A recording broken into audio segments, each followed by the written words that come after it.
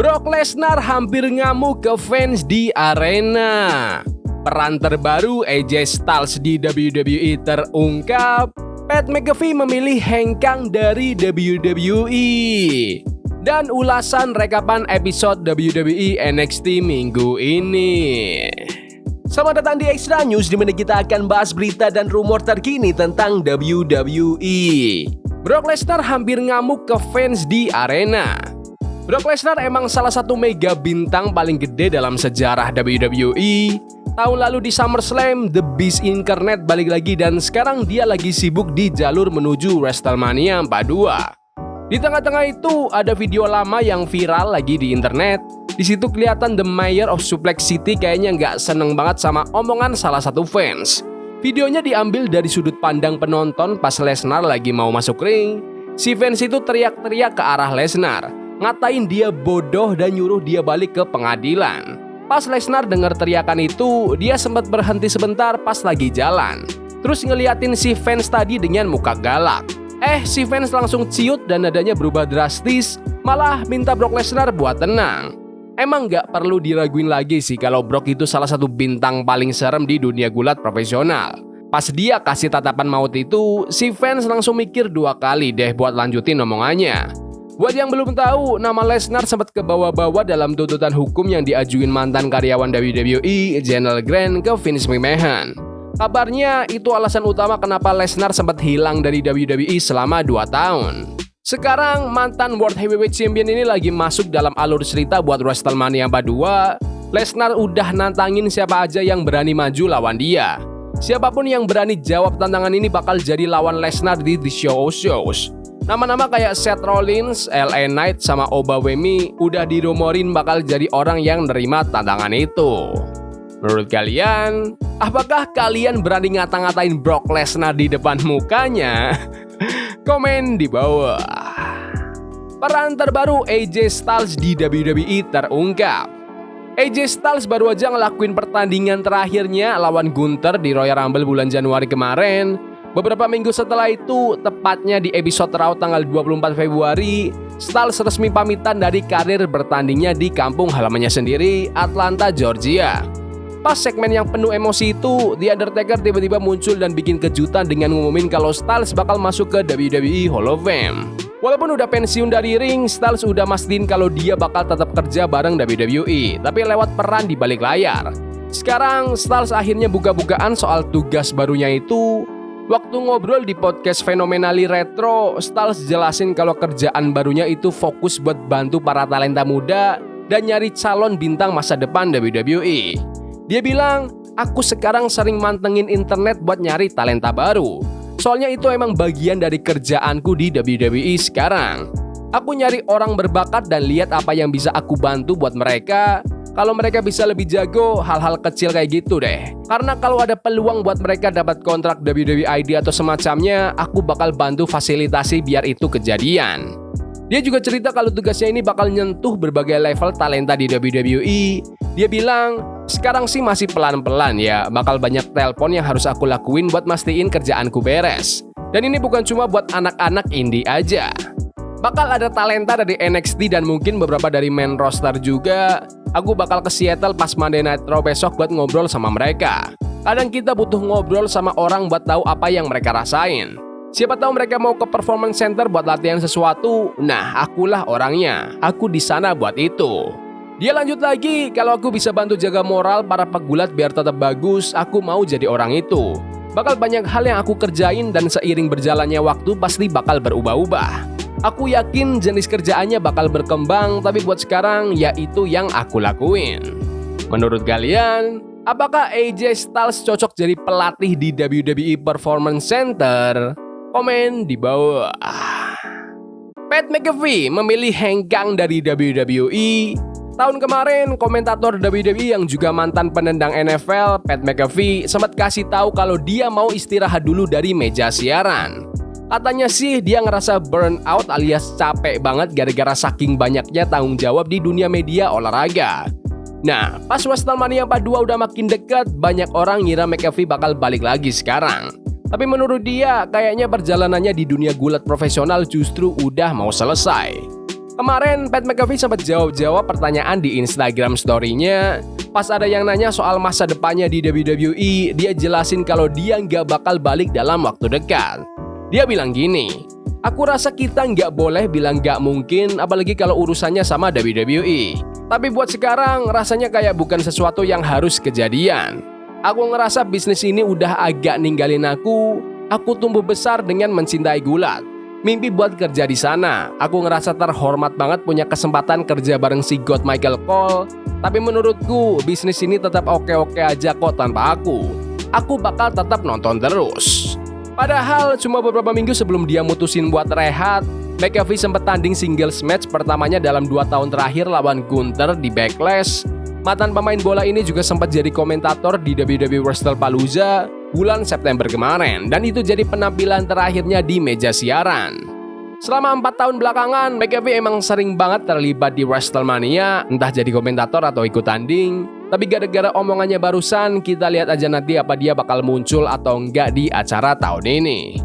Menurut kalian, apakah kalian ingin Pat McAfee kembali ke meja komentator lagi? Komen di bawah. Ulasan dan rekapan episode WWE NXT minggu ini tanggal 11 Maret 2026. NXT minggu ini dibuka sama Tatum Paxley yang masuk ke ring sebagai juara baru NXT Women's North American. Tatum bilang kalau pas di Vengeance Day dia sadar banget kalau dukungan dari kita semua, para fans, yang bikin dia bisa sampai ke titik ini. Dia juga sempat nyindir kalau dulu dia menang sabuk NXT Women's itu demi The Cooling atau Easy Dame, tapi kalau sabuk North American ini dia menang murni buat dirinya sendiri. Lagi asik ngomong, Easy Dame tiba-tiba datang dan minta sabuk itu buat dikasih ke dia. Nggak pakai lama, Easy langsung hajar Tatum pakai tendangan terus lanjut di powerbomb. Easy pun angkat sabuk itu tinggi-tinggi di atas badan Tatum.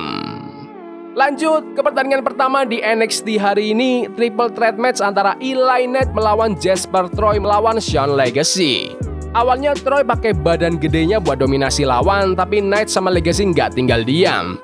Mereka kompak ngasih super kick bertubi-tubi sampai Troy terpental keluar ring. Di luar, si Keanu Carver tiba-tiba nyerang Troy dan ngechok slam dia sampai hancur nembus meja komentator. Di ring, Knight sama Legacy saling jual beli serangan. Legacy sempat ngeluarin Spanish Fly, terus Troy balik lagi dan langsung ngedouble Samoan Drop. Terus lanjut choke slam ke Knight. Legacy makin gila, dia kasih slice bread terus springboard 450 splash ke Troy.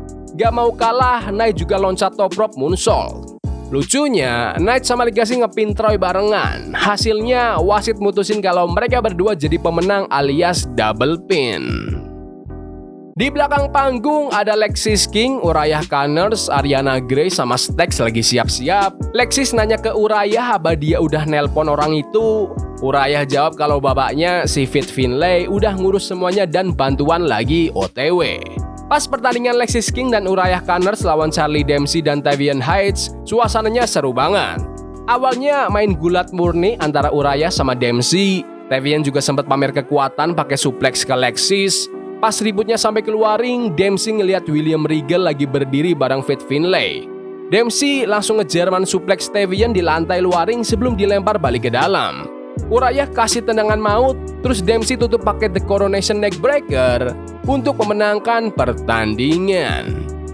Habis tanding, Dempsey kayak ngasih hormat gitu ke William Regal, terus mereka semua berdiri bareng di ring sebagai faksi baru namanya Birthright. Di parkiran, anak-anak The Cooling kaget banget pas lihat ban mobil mereka hilang semua.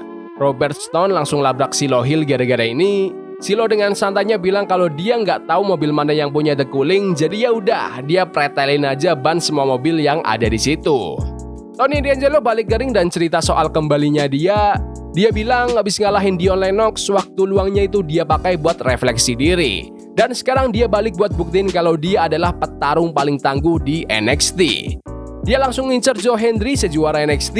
Tony bilang dia nggak ada dendam pribadi sama Hendry, tapi dia pengen sabuk itu dan yakin bakal jadi juara NXT berikutnya. Lanjut ke pertandingan antara Sol Ruka melawan Lainey Ray. Sol Ruka awalnya mendominasi, bahkan sempat moonsault keluar ring, tapi gara-gara gangguan dari JJ Jane, Lainey Ray jadi bisa balik nyerang. Lainey sempat kasih Blue Thunder Bomb, Sol balas pakai German Suplex sama running knee, tapi Lainey masih kuat.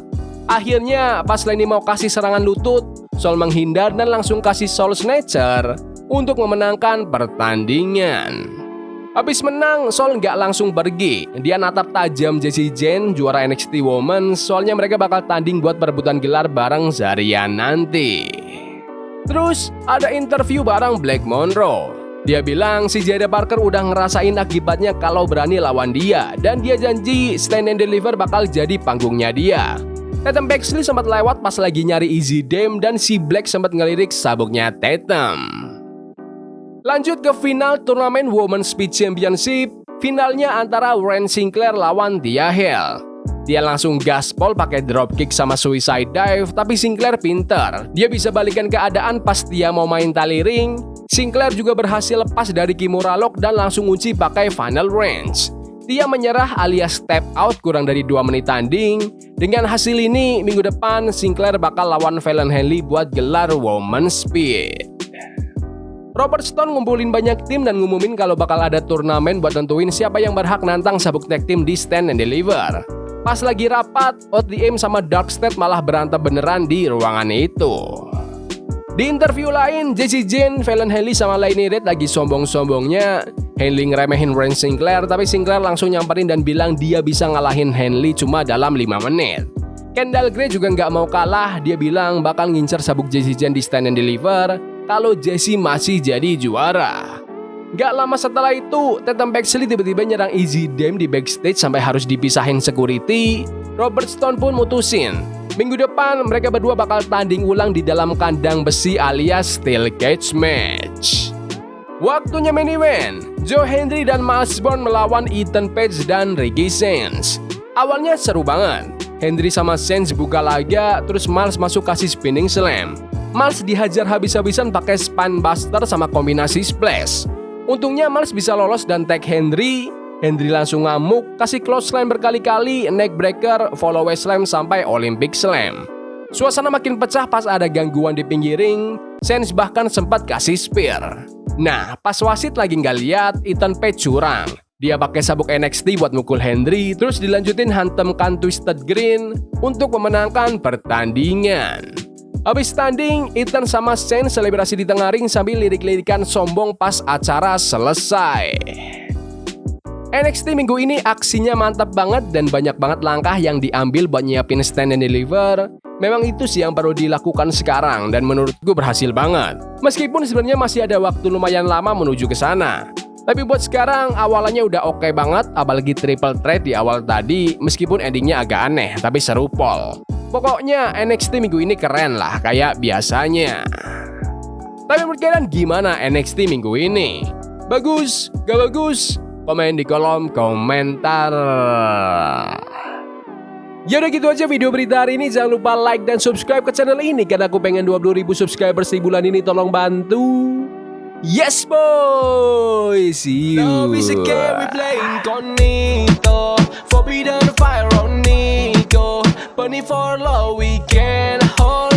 I wish we were impossible. Yeah, we play incognito.